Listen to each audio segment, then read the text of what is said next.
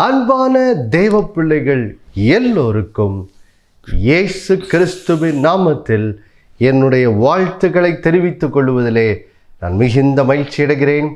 பிதாவாகிய தேவனாலும் நம்முடைய கர்த்தராகிய இயேசு கிறிஸ்துவினாலும் உங்கள் எல்லோரோட வாழ்விலும் கிருபையும் சமாதானமும் உண்டாவதாக என்று சொல்லி உங்களை வாழ்த்துவதிலே நான் மிகுந்த மகிழ்ச்சி அடைகிறேன்.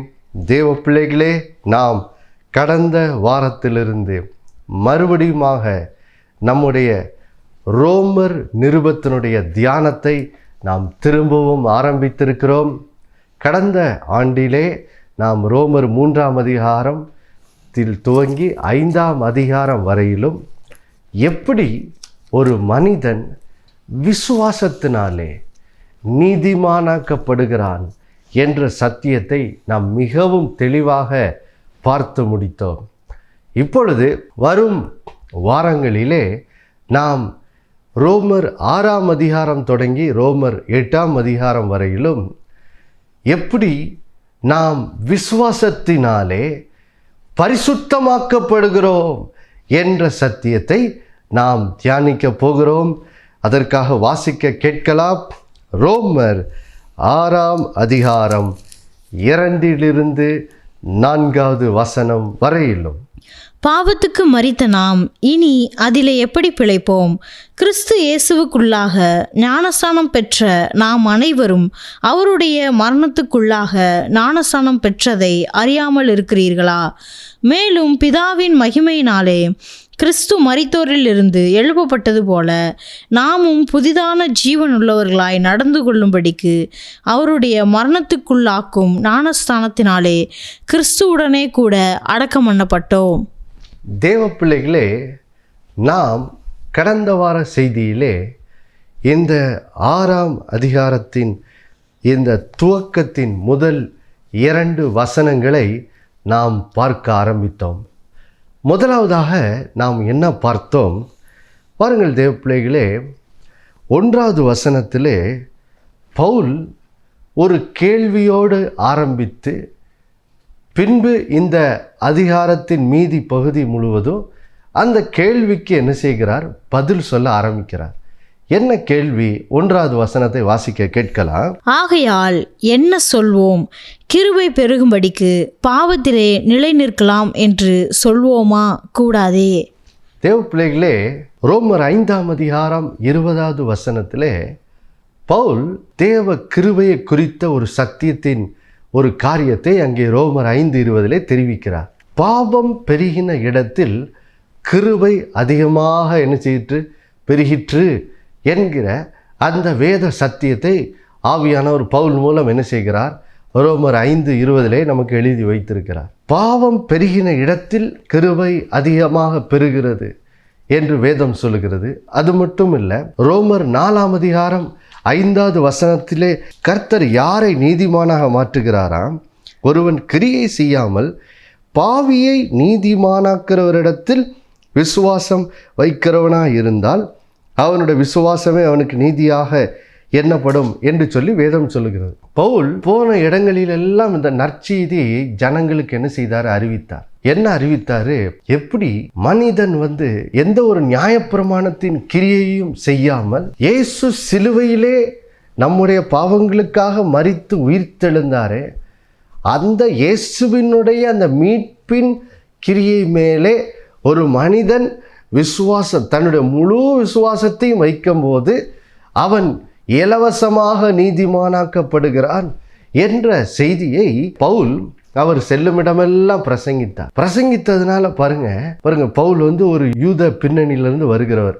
குறிப்பாக இவர் ஒரு பரிசேயன் என்றால் பவுலின் நாட்களில் உள்ள யூதர்களுடைய மத போதகர்களிலே இவரும் ஒருவராக இருந்தார். இந்த இஸ்ரேல் தேசத்தில் உள்ள யூதர்கள்லாம் அவங்களுடைய பெரிய நம்பிக்கை என்னவா இருந்ததுன்னா, குறிப்பாக இந்த பரிசேயர்களுடைய நம்பிக்கை என்னன்னா, ஒரு மனுஷன் தேவனுக்கு முன்பாக நீதிமானாக்கப்படணும்னா அவன் எந்த அளவுக்கு 10 கற்பனைகளுக்கு கீழ்ப்படிக்கு எந்த அளவுக்கு முயற்சி செய்கிறானோ தேவன் அந்த முயற்சியை பார்த்துட்டு தேவன் அவனை நீதிமானாக்குகிறார் என்று சொல்லி இந்த பரிசேயர்கள்லாம் என்ன செய்கிறாங்க, நம்பிட்டு இருந்தாங்க. இதுதான் அன்றைய நாட்களில் உள்ள யூதர்களுடைய நம்பிக்கையாக இருந்தது. பாருங்கள், சுவிசேஷம் முதல்ல யூதர்களுக்கு தான் என்ன செய்யப்பட்டது, அறிவிக்கப்பட்டது. இப்போ பவுலின் மூலம் நீங்கள் எந்த நியாயப்பிரமாணத்தின் கிரியைகளால் நீதிமானாக்கப்பட முடியாது. இயேசு சிலுவையில் நமக்காய்ப்பட்ட அந்த பாடுகள் ரத்தத்தின் மூலமாக மாத்திரமே, அதை விசுவாசிக்கிறது மூலமாக மாத்திரமே நம்ம நீதிமானாக்கப்படலான்னு சொல்லி அவர் பிரசங்கித்த ஆரம்பித்தவுடன் பாருங்க, நிறைய பேர் பவுலை என்ன செய்தாங்க, குற்றம் சாட்ட ஆரம்பித்தாங்க. என்ன குற்றம் சாட்ட ஆரம்பித்தாங்க? பவுல் பாவம் பெருகின இடத்தில் கிருபை அதிகமாக பெருகிற்று என்று சொல்லி அவர் பிரசங்கித்தாரே. பவுலை குற்றம் சாட்டுகிற ஜனங்கள் எப்படி குற்றம் சாட்டினாங்க? அப்போ பவுல் என்ன பிரசங்கம் பண்ணுறாருன்னா, நம்ம எந்த அளவுக்கு அதிகமாக பாவம் பண்ணுறோமோ அந்த அளவுக்கு தான் நம்ம தேவக்கு கிருபையை பெற்றுக்கொள்ள முடியும்னு அவர் பிரசங்கம் பண்ணுறாரு. அப்போ அவர் என்ன சொல்கிறாருன்னா, பாவம் செய்கிறதுக்கு லைசன்ஸ் கொடுக்குறாரு. இப்படி தான் அவர் பிரசங்கம் பண்ணுறாருன்னு சொல்லி நிறைய பேர் பவுலை இப்படி தப்பான விதத்தில் என்ன செய்தார்கள், குற்றம் சாட்டினார்கள். இதில் என்ன ஒரு ஆச்சரியன்னா, இன்றைக்கும் பாருங்கள், இந்த ரோமர் நிருபத்தில் நாம் விசுவாசத்தினால் நீதிமானாக்கப்படுற சத்தியத்தை யாராவது போதிக்கும் போது என்ன ஆகுது, இன்றைக்கும் கூட அது என்ன செய்யலாம், மாறவே இல்லை. இன்றைக்கும் கூட அப்படிப்பட்ட சத்தியங்கள் போதிக்கப்படும் போது அப்படிப்பட்டவர்கள் எப்படி குற்றம் சாட்டப்படுகிறார்கள்? இவர்கள் பாவம் செய்கிறதுக்கு லைசன்ஸ் கொடுக்குறாங்க. நல்லா நீ எவ்வளோ தூரம் பாவம் செய்றியா அவ்வளோ தூரம் தான் கிருபை பெறுன்னு சொல்கிறாங்க. அதனால் நீ நல்லா பாவத்தில் நிலை நிற்கலாம், அதிலேயே நிலைச்சிருக்கலாம் அப்படின்னு இவங்க பிரசங்கம் பண்ணுறாங்கன்னு சொல்லி இப்படி பாருங்கள், பவுலின் நாட்கள்லையும் சரி இன்றைக்கு உள்ள நாட்களிலும் சரி இந்த விசுவாசத்தினால் நீதிமானாக்கப்படுகிற சத்தியத்தை போதிக்கும் போது அநேகரால் அது சரியான முறையில் புரிந்து கொள்ள முடியாததுனால நிறைய பேர் என்ன பண்ணுறாங்க, இந்த செய்தி பிரசங்கிக்கப்படும் போது இது இவங்க பாவம் செய்கிறதுக்கு லைசன்ஸ் கொடுக்கறதுக்கு தான் இப்படி பிரசங்கம் பண்ணுறாங்கன்னு சொல்லி இப்படி தப்பான முறையில் என்ன செய்யப்படுகிறது, ஒரு குற்றச்சாட்டு என்ன செய்கிறது, வைக்கப்படுகிறது. பவுல் அதனால தான் பாருங்கள், இப்படி அன்றைக்கு தன்னை குற்றம் சாட்டுகளும் சரி, இன்றைக்கு நம்ம வாழ்கிற காலத்துலேயும் இந்த செய்தியை நாம் பிரசங்கிக்கும் போது இன்றைக்கும் கூட சில விசுவாசிகள், சில தேவ ஊழியர்கள் இந்த சத்தியங்களை அவங்களால புரிந்து கொள்ள முடியாமல் இவங்க பாவத்திலே நிலை நிற்கலான்னு பிரசங்கம் பண்ணுறாங்க, எப்படி வேணாலும் வாழலான்னு பிரசங்கம் பண்ணுறாங்க. அதுக்கு தான் இவங்களுக்கு இப்படிப்பட்ட ஒரு சத்தியத்தை இந்த ரோமர் நிருபத்திலேருந்து இவங்க பிரசங்கம் பண்ணுறாங்கன்னு சொல்லி இன்றைக்கும் கூட ஒரு குற்றச்சாட்டு என்ன செய்யுது, வரதான் செய்யுது. அப்போது பாருங்கள் தேவ பிள்ளைகளே, அந்த குற்றச்சாட்டுக்கு பதில் சொல்கிறதுக்கு தான் பாருங்கள் முதல் வசனத்திலே சொல்கிறார். அப்படி நிறைய பேர் குற்றம் சாட்டுறீங்களே, அப்படி சொல்கிறது சரியா? பாவத்திலே அதாவது கிருபை பெருகும்படிக்கு பாவத்திலே நிலையில் இருக்கலாம் என்று சொல்லுவோமா அப்படின்னு ஒரு கேள்வியை கேட்டுட்டு பவுலே அதுக்கு பதில் சொல்கிறார் பாருங்க, கூடாதே, அப்படி சொல்லவே என்னது கூடாது. விசுவாசத்தினால் நாம் நீதிமானாக்கப்படுகிறோம். எப்படி இலவசமாக விசுவாசத்தினால நீதிமானாக்கப்படுகிறோம் என்ற சத்தியத்தை நாம் பிரசங்கம் பண்ணுறது அது பாவத்திற்கு லைசன்ஸ் கொடுப்பதற்காக தான் இவங்க அப்படி பிரசங்கம் பண்ணுறான்னு சொல்கிறது, அப்படி சொல்லவே என்னது கூடாதே அப்படின்னு சொல்லி பவுல் என்ன செய்கிறார், ரொம்ப ஒரு ஸ்ட்ரிக்டான விதத்தில். அந்த கூடாதேங்கிற வார்த்தை கிரேக்க மொழியில் எப்படி வருதுன்னா, அப்படி சொல்கிறதே அது ரொம்ப ஒரு தவறான வாக்கியம், அப்படி சொல்லவே கூடாது அப்படின்னு சொல்லி ரொம்ப ஒரு ஸ்ட்ரிக்டான விதத்தில் அப்படி பேசுகிறது ரொம்ப தவறு அப்படிங்கிறத பவுல் என்ன செய்கிறார், முதல் வசனத்தில் சொல்லிட்டு பின்பு ஏன் அப்படி சொல்கிறது அவ்வளோ தவறு அப்படிங்கிற காரியத்துக்கு பதிலாக தான் ரெண்டாவது வசனத்துலேருந்து என்ன செய்கிறாரு சொல்கிறார். இன்னொரு காரியத்தையும் நான் இப்போ சொல்லணும் பாருங்க. ஏன் ஜனங்கள் விசுவாசத்தினால் நீதிமானாக்கப்படுகிறான் என்ற சத்தியத்தை கேட்கும் போது ஏன் இவர்கள் பாவம் செய்கிற லைசன்ஸ் கொடுக்குறாங்க அதுக்காக இப்படி பிரசங்கம் பண்ணுறாங்க, ஏன் இப்படி சொல்கிறாங்கன்னா பாருங்கள் தேவ பிள்ளைகளே, மனுஷனுடைய வாழ்க்கையில் அவனுடைய ஜென்ம சுபாவம் எப்படிப்பட்டதாக இருக்குது அப்படின்னு நீங்கள் பார்த்தீங்கன்னா, நம்ம மார்க்கு 10ஆம் அதிகாரத்தில் ஒரு பணக்கார வாலிபன் இயேசுவினிடத்தில் கேட்கிற கேள்வியிலிருந்து பாருங்கள், மனுஷனுடைய ஜென்ம சுபாவம் எப்படிப்பட்டதுங்கிறத நம்ம என்ன செய்கிறோம், விளங்கி கொள்ளுகிறோம் பாருங்கள். மார்க்கு 10ஆம் அதிகாரத்தில் 17வது வசனம். பின்பு அவர் புறப்பட்டு வழியிலே போகையில் ஒருவன் ஓடி வந்து அவருக்கு முன்பாக முழங்கால் படியிட்டு, நல்ல போதகரே, நித்திய ஜீவனை சுதந்தரித்து கொள்ளும்படி நான் என்ன செய்ய வேண்டும் என்று கேட்டான். பாருங்கள் தேவ பிள்ளைகளே, மனுஷனுடைய பொதுவான ஜென்ம சுபாவம் என்ன? ஜென்ம சுபாவம் என்று சொல்லும்போது நம்ம எதை பற்றி பேசுகிறோம்? ஆதாம் பாவத்தில் விழுந்தான் அல்லவா? விழுந்தபோது மனுஷனுக்குள்ள ஒரு பாவ குணம் என்ன செய்து விட்டது, வந்து விட்டது. இந்த ஜென்ம பாவ சுபாவம் மனுஷனுக்குள்ளே இப்போ இருக்கிறதுனால என்ன ஆகுது, பாவத்தில் மனுஷன் விழுந்த உடனே தேவனோட்டு என்ன செய்யிட்டான், பிரிக்கப்பட்டுட்டான். தேவனோட்டு பிரிக்கப்பட்டு விட்டவுடன் இப்போது மனுஷனுக்கு தேவனோட்டு அவன் பாவத்து நிமித்தம் பிரிந்தாலும் மனுஷனுடைய இருதயத்தில் அவனுக்கு உள்ளுணர்வாக தெரியுது, நாம் கடவுள் இல்லாமல் இந்த உலகத்தில் என்ன செய்ய முடியாது, வாழ முடியாது, நமக்கு கடவுள் தேவைங்கிறது மனுஷனுக்கு எனக்கு தெரியுது. அதனால தான் என்ன பண்ணுறான், பாவத்தில் விழுந்த மனுஷன் தன் பாவத்திலிருந்து அவனுக்கு மனம் திரும்பவும் விருப்பம் இல்லை, அதே நேரத்தில் எப்படியாவது கடவுளோட உதவியும் கடவுளுடைய கிருபையும் அருளும் தனக்கு தேவை, அதுவும் தனக்கு எப்படியாவது என்ன செய்யணும், கிடைச்சிடணும் அப்படின்னு மனுஷன் என்ன செய்கிறான், முயற்சி பண்ணுறான். அதனால தான் பாருங்கள், ஜென்ம சுபாவமுடைய மனுஷன் என்ன பண்ணுறான், எப்போவுமே கடவுளோடு இருக்கிற உறவுன்னு வரும்போது அவனோட மனசில் வர முதல் கேள்வி என்னென்னா, இந்த பணக்கார வாலிபன் இயேசுவினிடத்தில் கேட்டானே அதே அந்த எண்ணம் தான். என்னது, இயேசுவே நித்திய ஜீவனை சுதந்திரித்து கொள்ளும்படி நான் என்ன செய்ய வேண்டும், நான் என்ன செய்யணும், என்ன பண்ணணும் ஆண்டவரே சொல்லுங்க அப்படின்னு சொன்னோன்னே இயேசு பார்த்தீங்கன்னா எல்லா கற்பனைகளையும் என்ன செய்வார், அதாவது 5வது கற்பனையிலிருந்து 10வது கற்பனை வரைக்கும் 10 கற்பனையில் எல்லாவற்றையும் வரிசையாக என்ன செய்வார், சொல்லுவார். தகப்பனையும் தாயையும் கனமண்ணு, விபச்சாரம் செய்யாதிருப்பாயாக, கொலை செய்யாதிருப்பாயாக, களவு செய்யாதிருப்பாயாக, பொய் சாட்சி சொல்லாதிருப்பாயாக, வஞ்சனை செய்யாதிருப்பாயாக. இப்படி பாருங்கள், இயேசு 10 கற்பனையில் 5வது கற்பனையிலேருந்து 10வது கற்பனை வரைக்கும் சொல்கிறார். சொன்ன உடனே அந்த வாலிபன் என்ன செய்வான்னா சொல்லுவான், ஆண்டவரே நான் சிறு வயது முதற்கொண்டு இது எல்லாத்துக்கும் நான் என்ன செய்திருக்கேன், கடைப்பிடிச்சிருக்கேன் அப்படிங்கிறான். பாருங்க, இதுதான் ஜென்ம சுபாவ மனுஷனுடைய குணம். அது என்ன குணம், அவனுக்கு பாவத்திலிருந்து மனம் திரும்புறதுக்கெல்லாம் என்ன கிடையாது, விருப்பமே கிடையாது. ஆனால் கடவுளுடைய அருளையும் என்ன செய்யணும், பெற்றுக்கணும். அப்போ என்ன பண்ணுறான், பாவத்திலையும் வாழ்வேன், அதே நேரத்தில் கடவுளை பிரியப்படுத்துறதுக்கு ஏதாவது ஒரு 2-3 சட்டங்களை சொல்லுங்கள், அந்த சட்டத்துக்கு கொஞ்சம் கீழ்ப்படுகிற மாதிரி எதையாவது பண்ணுறேன், அப்போ அதை பார்த்துட்டு கடவுளை எனக்கு ஒரு மார்க்கை போட்டு என்ன நீதி, எனக்கு கிருபையும் உம்முடைய அருளையும் வழங்கிருங்க. அப்படி தான் இன்றைக்கி மனுஷன் என்ன செய்கிறான், சிந்திக்கிறான்.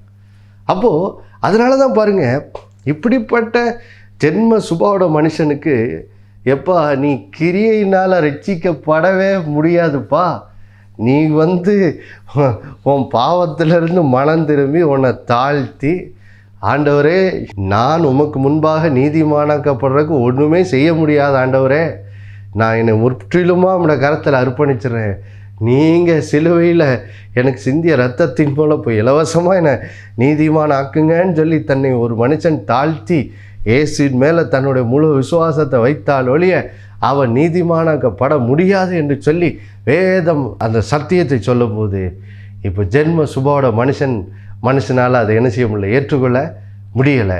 அதனால தான் பாருங்கள், பிசாசு என்ன பண்ணுறான், ஜென்ம சுபாவோட மனுஷனை என்ன செய்கிறான், விட்டு இந்த சத்தியத்தை எப்படியாவது கெடுத்து பேசணும்னு சொல்கிறதுக்கு தான் பவுலின் நாட்களிலையும் சரி. ஏன்னா பவுல் பார்த்திங்கன்னா ரோமர் 3ஆம் அதிகாரத்திலே அது குறித்து பேசுவார். ரோமர் 3, ரோமர் 6 எல்லா இடங்களும் எப்படி பிறர் தன்னை இப்படி குற்றம் சாட்டுகிறாங்க அப்படிங்கிறத அவர் சொல்கிறார். இந்த காலத்தில் சொல்கிறாங்கல்ல, இவங்க கிருபையை பற்றி பேசுகிறது இவங்க பாவம் எப்படி வேணாலும் வாழலாம், எப்படி வேணாலும் பாவம் செய்யலாம்னு சொல்கிறாங்க, அதுக்கு தான் இதை பிரசங்கம் பண்ணுறாங்க அப்படின்னு சொல்லி குற்றம் சாட்டுறாங்கல்ல. இந்த குற்றச்சாட்டு இன்றைக்கி மட்டும் இல்லை, பவுலின் நாட்கள்லேருந்தே பவுலே அப்படி தான் என்ன செய்தாங்க, குற்றம் சாட்டினாங்க. அதனால தான் பவுல் பாருங்கள், இந்த ரோமர் 6ஆம் அதிகாரத்தில் விசுவாசத்தினால் நாம் எப்படி பட்டிருக்கிறோம் என்ற சத்தியத்தை ரோமர் 3லேருந்து 5 சொன்ன பிறகு இப்போது இயேசுவினுடைய சிலுவை பாடுகள் எப்படி நம்மை பரிசுத்தப்படுத்துகிறது என்ற சத்தியத்தை அவர் சொல்ல ஆரம்பிக்கிறதுக்கு முன்னாடி முதல்ல இந்த கேள்விக்கு என்ன செய்கிறார், பதில் சொல்லிடுறார். எப்பா இந்த செய்திக்கு நோக்கம் நீ பாவத்தில் நிலை நிற்கலான்னு சொல்கிறதுக்காக நான் இதை பிரசங்கம் பண்ணலை. நம்ம பாவத்தில் என்ன செய்ய முடியாது, நிலை நிற்கவே முடியாது அப்படின்னு சொல்கிறதுக்கு தான் இப்போ பார்த்திங்கன்னா ரோமர் 2 எப்படி இயேசு கிறிஸ்துவின் சிலுவை பாடுகள் மூலமாக ஒரு மனிதன் பரிசுத்தமாக்கப்படுகிறான் என்ற சத்தியத்தை அவர் பேச ஆரம்பிக்கிறார் பாருங்கள். இப்போது இந்த பின்னணியில் இப்போ இந்த 2வது வசனத்துக்கு வருவோம் பாருங்கள். ரோமர் 6ஆம் அதிகாரம் 2வது வசனத்துக்கு வருவோம் பாருங்க. பாவத்துக்கு மரித்த நாம் இனி அதிலே எப்படி பிழைப்போம்? அப்போ பாருங்க, இங்கே பவுல் அவர் விசுவாசத்தினால் நீதிமானாக்கப்படுகிற செய்தி எப்படி மனுஷனை நீ இஷ்டம் போல் வாழலான்னு சொல்கிறதுக்கான செய்தி அல்ல, அது அதுக்காக சொல்லப்படலை. இந்த விசுவாசத்தினால் நீதிமானாக்கப்படுற செய்தி எதற்காக அவர் பிரசங்கிக்கிறாருங்கிற மெய்யான கருத்தை அவருங்க சொல்கிறாரு. எதற்காக பிரசங்கம் பண்ணுறாரு? ஒரு மனிதன் இயேசு கிறிஸ்துவினுடைய சிலுவை பாடுகளை விசுவாசித்து அவன் இலவசமாய் நீதிமானாக்கப்படுகிற அந்த சத்தியத்தை அவன் ஏற்றுக்கொள்ளும் போது தான் அவனுடைய வாழ்க்கையில் மெய்யான பரிசுத்த வாழ்க்கை என்ன செய்கிறது? பிறக்கிறது அப்படின்னு சொல்லி ஒரு மாபெரும் சத்தியத்தை என்ன செய்கிறார்? இந்த மீதியான அதிகாரத்தில் என்ன செய்கிறார்? பேச ஆரம்பிக்கிறார். என்ன அந்த சத்தியத்தினுடைய ஒரு சுருக்கத்தை ஒரே வார்த்தையில் சொல்கிறாரு. ஏன் நாம் இனி பாவத்தில் நிலை நிற்கலான்னு சொல்லி அப்படி குற்றம் சாட்டுகிறாங்களே, ஏன் அப்படி சொல்கிறது மிக தவறு அப்படிங்கிற காரணத்தை சொல்லும்போது சொல்கிறாரு. ஏன் அப்படி சொல்கிறது ரொம்ப தவறா? ஏன்னா ஒரு மனிதன் இயேசுவினுடைய சிலுவை பாடுகளை விசுவாசித்து அவர் இரத்தத்தை விசுவாசித்து நீதிமானாக்கப்படும் போது அவனுடைய உள்ளான மனுஷனில் ஒரு பெரிய மாற்றம் ஏற்பட்டு விடுகிறது. என்ன மாற்றம்? அவனுடைய ஜென்ம பாவ சுபாவத்துக்கு, அந்த ஆதாமின் பாவ சுபாவத்துக்கு அவன் என்ன செய்து விடுகிறான்? மரித்து விடுகிறான். மரித்து விடுகிறான். மரித்து விடுகிறான். அந்த பாவ சுபாவத்துக்கு என்ன செய்கிறான்? மரித்து விடுகிறான். எப்படி மரிக்கிறான்? அதை தான் நம்ம கடந்த நிகழ்ச்சியில் பார்க்க ஆரம்பித்தோம். 3வது வசனத்தில் நம்ம பார்த்தோம் எப்படி நாம் பாவ சுபாவத்துக்கு மரித்து போகிறோம். முதல் சத்தியம் இப்படி சொல்கிறாரு. நாம் கிறிஸ்து இயேசுக்குள்ளாக ரட்சிக்கப்படும் போது என்ன ஆகிறோம்? ஞான ஸ்நானம் பண்ணப்படுகிறோம். கிறிஸ்து இயேசுக்குள்ளாக என்ன செய்யப்படுகிறோம்? ஞான ஸ்நானம் பண்ணப்படுகிறோம். அப்படின்னா என்னது பாருங்க, அதை புரிந்து கொள்றதுக்கு 1 கொரிந்தியர் 10ஆம் அதிகாரம் 2வது வசனத்துக்கு, எல்லாரும் மோசேக்குள்ளாக மேகத்தினாலும் சமுத்திரத்தினாலும் ஞானஸ்நானம் பண்ணப்பட்டார்கள். இங்கே வேதம் பழைய ஏற்பாட்டில் நடந்த ஒரு சத்தியத்தை பாருங்க, பவுல் ஆவியானவர் மூலம் எழுதுகிறார். இஸ்ரேல் ஜனங்கள் செங்கடலை என்ன செய்கிறாங்க? எகிப்திலேருந்து விடுதலையானவனே செங்கடலை கடந்து போகிறாங்க. கடந்து போகிறது அது எதுக்கு சமமாக இருக்குதா பாருங்க. அதை ஆவியானவர் மூலம் பவுலுங்க எழுதும்போது சொல்கிறாரு. எல்லா இஸ்ரேல் ஜனங்களும் மோசேக்குள்ளாக மேகத்தினாலும் சமுத்திரத்தினாலும் என்ன செய்ய பண்ணப்பட்டார்கள்? ஞான ஸ்நானம் பண்ணப்பட்டார்கள்.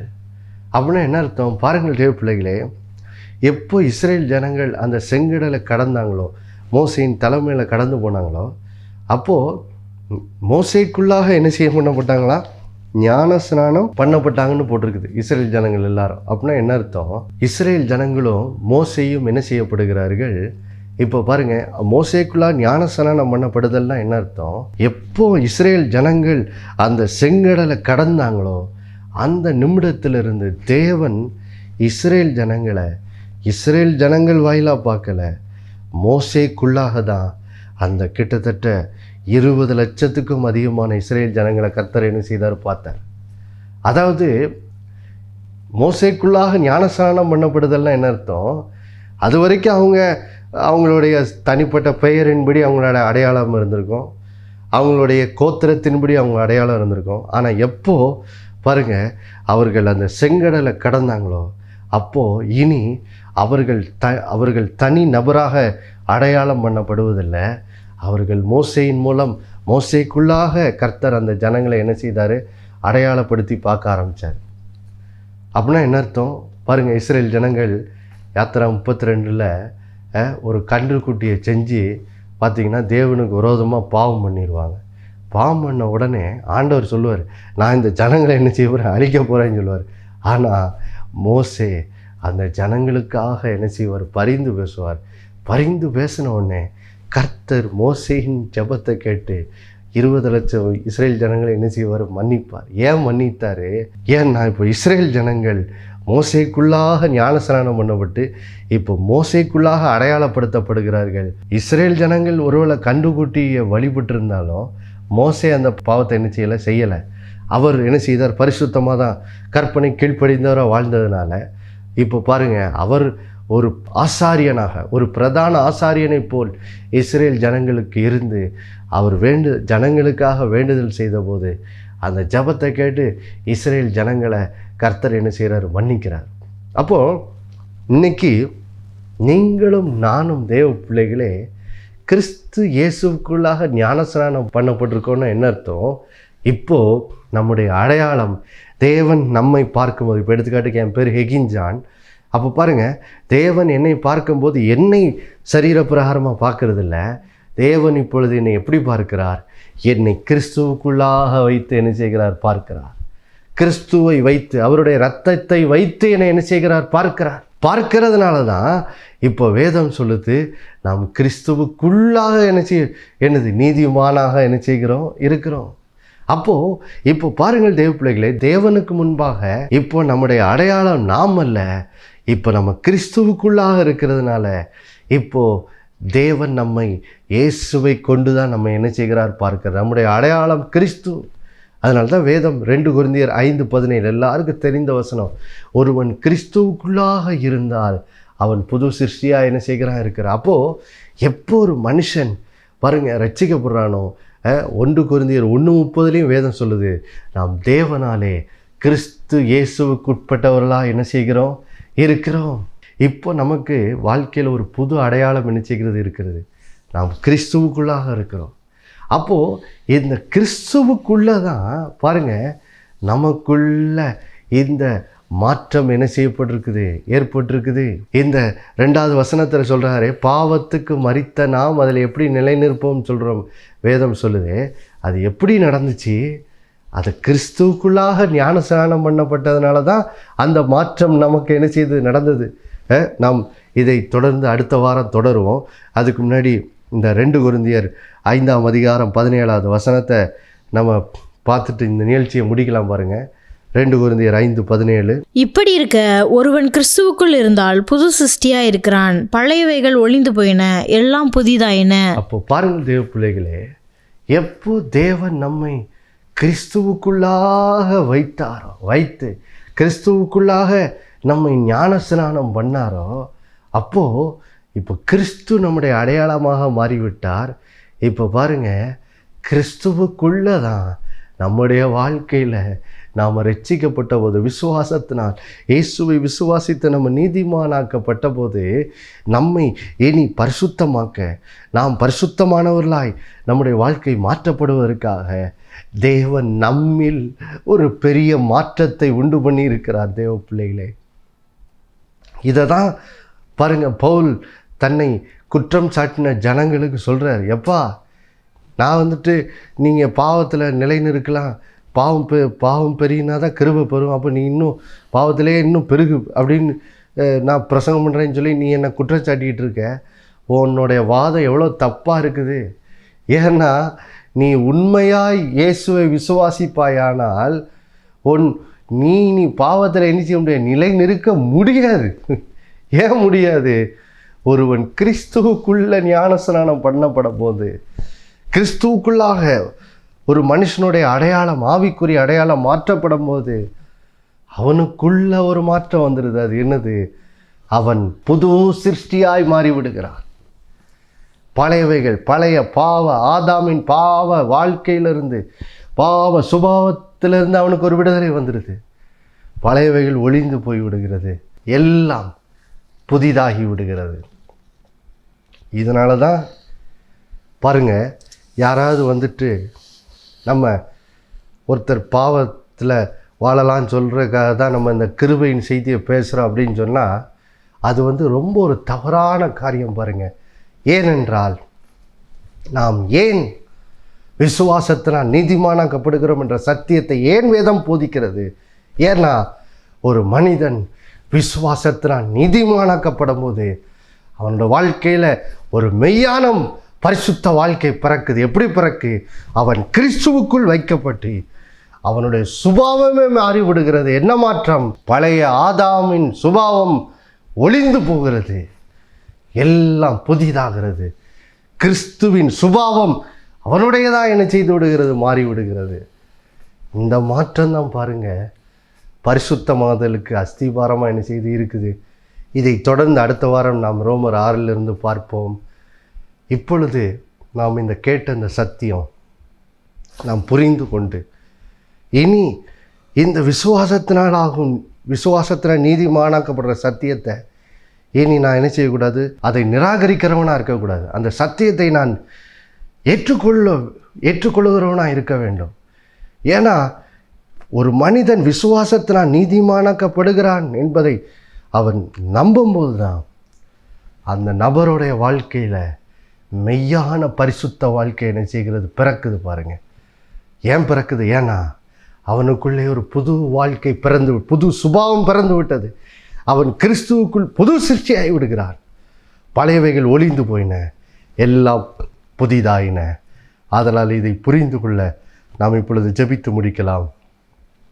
அன்புள்ள பரலோக பிதாவே, ஆண்டவராகிய இயேசுவின் மூலம் உடைய சமூகத்தில் வருகிறோம்ப்பா. இதோ இன்றைக்கு இந்த செய்தியை கேட்ட ஒவ்வொருத்தருக்காக நான் ஜெபிக்கிறேன். ஆண்டவரே, இந்த நாளில் உடைய பிள்ளைகளோட மனக்கண்களை திறந்தருளுங்க. மெய்யாகவே ஒரு மனிதன் இயேசுவினுடைய சிலுவை பாடுகளை தன்னோட முழு விசுவாசத்தை வைக்கிறது மூலம் மாத்திரமே ஒருவன் தேவனுக்கு முன்பாக நீதிமானாக்கப்படுகிறான் என்ற அந்த மாபெரும் வேத சத்தியத்தை உம்முடைய பிள்ளைகள் அப்படியே ஏற்றுக்கொள்ள இந்த நாளிலே உதவி செய்யுங்க.